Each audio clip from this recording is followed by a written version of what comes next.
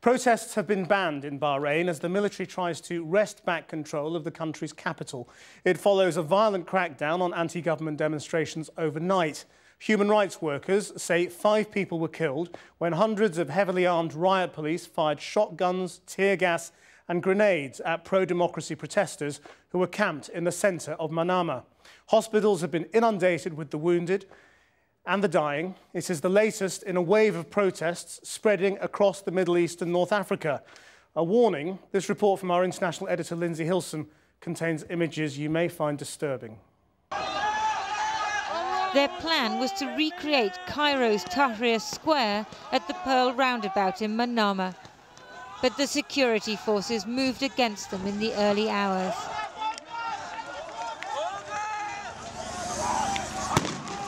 Amateur footage shows the chaos as tear gas and birdshot were unleashed. The several hundred protesters were mostly sleeping at the time in their tents. We didn't attack anyone. We were sleeping and hoping for the best.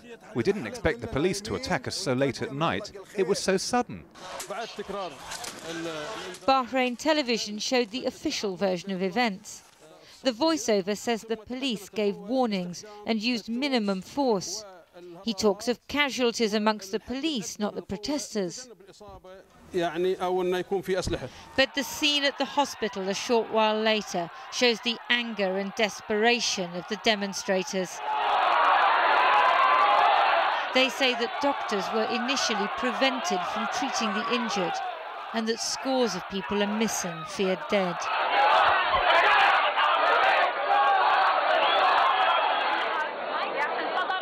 We have children and we came in peace. The police are thieves. They destroyed our tents and threatened us and our children with their weapons. They took down our tent. We saw with our own eyes how they killed the martyrs. We watched them kill and beat up the protesters. Some of the injuries are horrific. A human rights worker told Channel 4 News that the police used birdshot at close range, and this was the result. Again, the government countered with its own version. They say these are policemen injured by protesters. Later they displayed on TV daggers and swords which they say they seized, although there's been no footage which shows the protesters carrying any weapons. Later in the day, a pro-government demonstration was organised.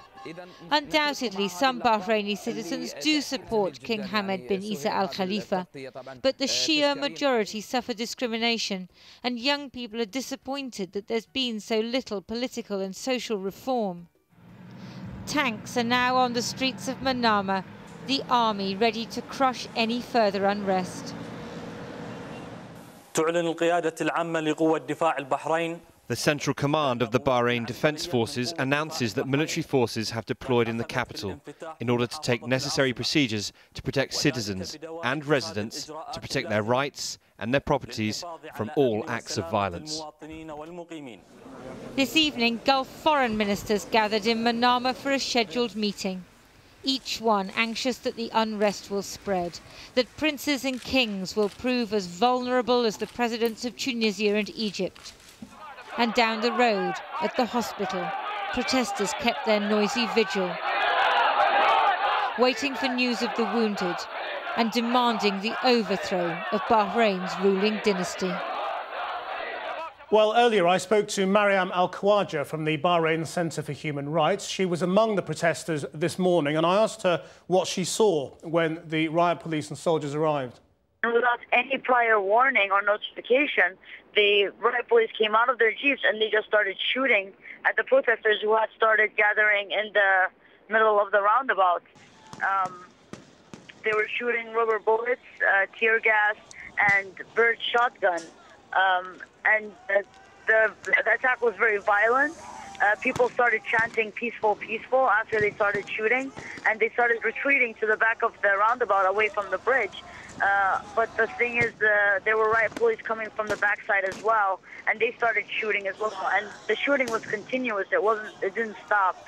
So people started running, and this is when, like, I saw women running, trying to cling on to their kids, trying to get them out of there. So are you saying there was literally no warning before the shots fired? They weren't firing at people who were fighting back or anything like that? There was literally no warning, and there were no clashes. The fact that the U.S. statements are talking about violence from both sides and about that both sides need to stop the violence, I believe is very unacceptable, and I think is wrong, and it actually helps excuse the behavior of the riot police here, where they've been using unnecessary excessive violence against peaceful protesters. Do you believe, like Egypt, the protesters will keep coming back and not give up? Or is this a situation in which the state could put down this revolution?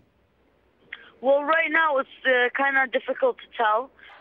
People are very, very angry. When I was at the hospital later, about half an hour after I got out, I went to the hospital to document the injuries and possible deaths.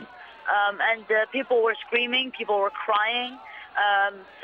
One man was screaming, "Is this how the king shows us his condolences for the first two deaths? Is this how he shows us that he's going to initiate an investigation committee into the first two deaths? Is that by creating more deaths?"